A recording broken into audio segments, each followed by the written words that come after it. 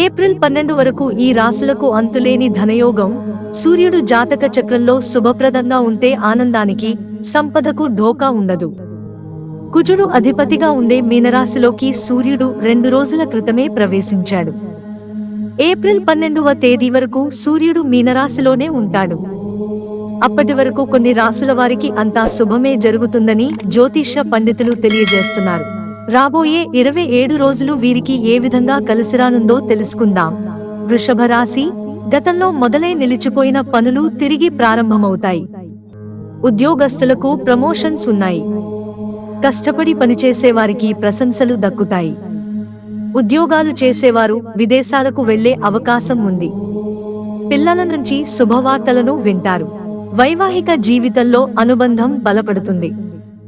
జీవిత భాగస్వామి సలహా సంప్రదింపులతో చేసే పనుల్లో విజయం సాధిస్తారు. కన్య రాశి. సూర్యుడి మీనరాశి సంచారం కన్యారాశి వారిపై బాగా ఉంటుంది. వ్యాపారస్తులకు ఇతర దేశాల వారితో ఒప్పందాలను కుదుర్చుకుంటారు. జీవిత భాగస్వామితో ఆనందంగా గడుపుతారు.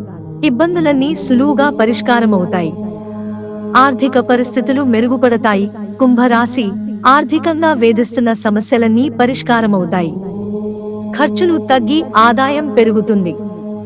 కొత్త పనులు ప్రారంభించే వారికి ఈ సమయం ఎంతో అనుకూలంగా ఉంటుంది. వైవాహిక జీవితంలో ఎదుర్కొంటున్న సమస్యలు పరిష్కారమవుతాయి. కొత్త ప్రాజెక్టు చేపట్టడానికి, వాటిని విజయవంతం చేయడానికి ఇది మంచి సమయం. వీరికి దుష్ప్రభావాలు. సింహరాశి. వృశ్చిక రాశి వారితో పాటు మరికొన్ని రాశుల వారు ఎంతో జాగ్రత్తగా ఉండాలి. ఆర్థికంగా సమస్యలు ఎదురవుతాయి.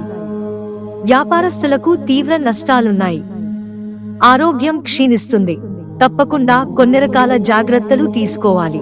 మిత్రులారా, ఛానల్ సబ్స్క్రైబ్ చేసుకోవడం మర్చిపోకండి. ధన్యవాదాలు.